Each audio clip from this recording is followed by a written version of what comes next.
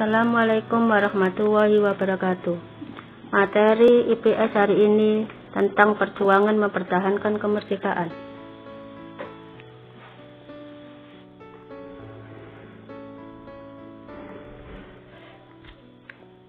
Perjuangan mempertahankan kemerdekaan dengan kekuatan senjata. Setelah Jepang menyerah kepada sekutu, tibalah Afne masuk ke Indonesia. Tujuannya menerima penyerahan Jepang. Upaya bangsa Indonesia mempertahankan kemerdekaan. 1. Pertempuran Medan Area, tanggal 13 Oktober 1945. 2. Pertempuran Ambarawa, 26 Oktober 1945. 3. Pertempuran Surabaya, tanggal 10 November 1945.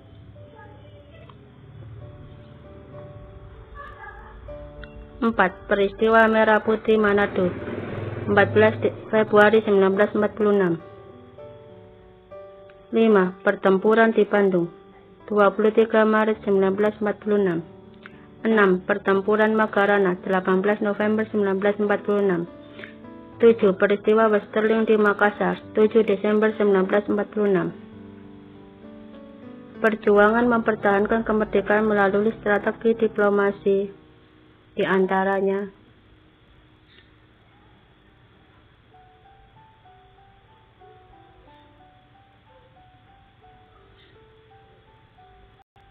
satu, penyerahan kedaulatan. 2. Perundingan dengan jadi. 3. Komisi 3 negara. 4. Perjanjian Renville. 5. Perjanjian Romroyan. 6. Konferensi Inter-Indonesia.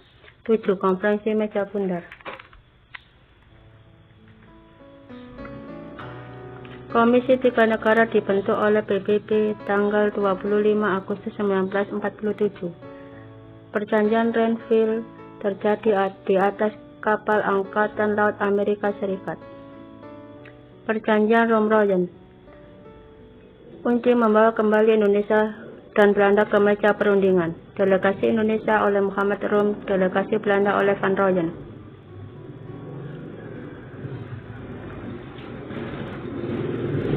Konferensi Inter-Indonesia. Konferensi ini memutuskan beberapa hal. 1. Angkatan Perang Republik Indonesia Serikat merupakan angkatan perang nasional. TNI merupakan kekuatan inti ABRIS. Pertahanan negara akan menjadi tugas dan hak pemerintah RIS. Konferensi Meja Bundar. Hasil dari KMT, Belanda akan menyerahkan kedaulatan kepada RIS pada akhir bulan Desember 1949.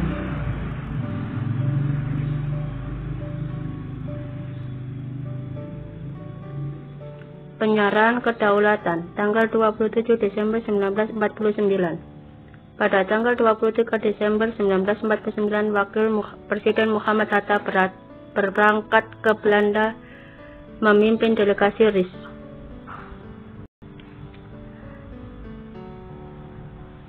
Tugas materi hari ini, buatlah slide atau video media pembelajaran tentang perjuangan mempertahankan kemerdekaan Indonesia menggunakan aplikasi Canva yang sudah kalian pelajari pada materi TIK.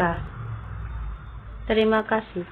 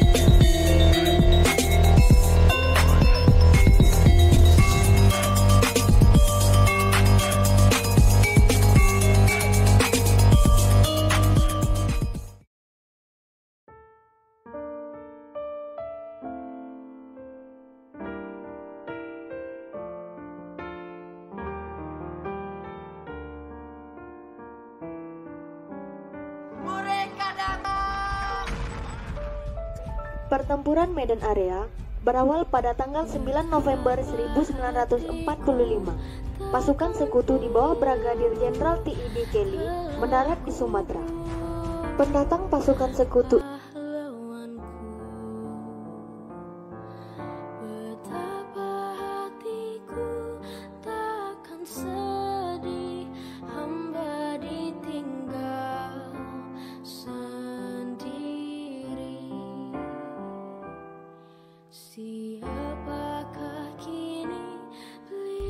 Pertempuran Medan Area berawal pada tanggal 9 November 1945. Pasukan sekutu di bawah Brigadir Jenderal T.I.D. Kelly mendarat di Sumatera.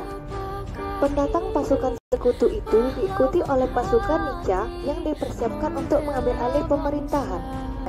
Sehari setelah mendarat, tim Rapui mendatangi kamp-kamp tawanan di Pulau Brean, Sanchez, Rantau Prapat, Pematang Siantar, dan Brastagi untuk membantu membebaskan para tawanan dan kiriman ke Medan atas persetujuan Gubernur Tengku Muhammad Hasan. Namun, para bekas tawanan itu langsung menjadi inti dari Baliton KINL. Akibat dari tindakan itu, ternyata memancing berbagai insiden. Insiden pertama terjadi pada tanggal 13 Oktober 1945 di Jalan Bali, Medan.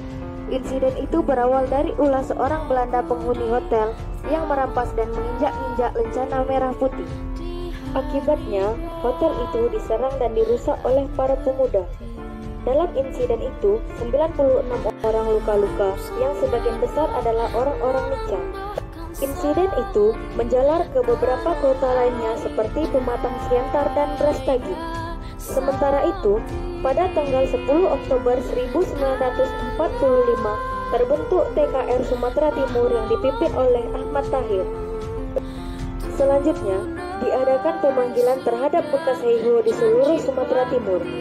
Pemanggilan itu mendapat sambutan dari mereka, sehingga di samping TKR juga terdapat organisasi perjuangan lainnya, seperti Pemuda Republik Indonesia Sumatera Timur yang kemudian menjadi Pesindo.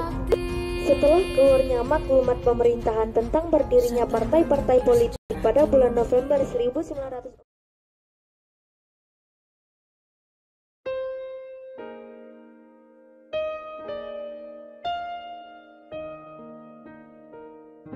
tanah airku tidak kulupakan kantor Royen atas inisiatif Komisi PBB untuk di Indonesia pada tanggal 14 April 1949 diselenggarakan perundingan di Jakarta. Pimpinan perundingan Merle Cochran, anggota komisi dari Amerika Serikat. Delegasi Indonesia dipimpin oleh Muhammad Rum dan delegasi Belanda dipimpin oleh Van Rooyen. Kemudian pada tanggal 7 Mei 1949 tercapai persetujuan Rum-Rooyen. Isi persetujuan Rum-Rooyen antara lain sebagai berikut. Pihak Indonesia bersedia mengeluarkan perintah kepada pengikut Republik Indonesia yang bersenjata untuk menghentikan perang gerilya. Republik Indonesia juga akan ikut serta dalam konferensi meja bundar KMB di Den Haag guna mempercepat penyerahan kedaulatan kepada negara Indonesia Serikat tanpa syarat. Pihak Belanda menyetujui kembalinya Republik Indonesia ke Yogyakarta dan menjamin penghentian gerakan-gerakan militer dan membebaskan semua tahanan politik. Belanda juga berjanji tidak akan mendirikan dan mengakui negara-negara yang ada di wilayah kekuasaan Republik Indonesia sebelum Desember 1948, serta menyetujui Republik Indonesia sebagai bagian dari negara Indonesia Serikat. Setelah disetujuinya perjanjian Rum-Rooyen, pada tanggal 29 Juni 1949, pasukan Belanda ditarik mundur keluar Yogyakarta. Setelah itu, TNI masuk ke Yogyakarta. Peristiwa keluarnya tentara Belanda dan masuknya TNI ke Yogyakarta dikenal dengan peristiwa Yogya Kembali. Presiden Soekarno dan Wakil Presiden Muhammad Hatta kembali ke Yogyakarta pada tanggal 6 Juli 1949.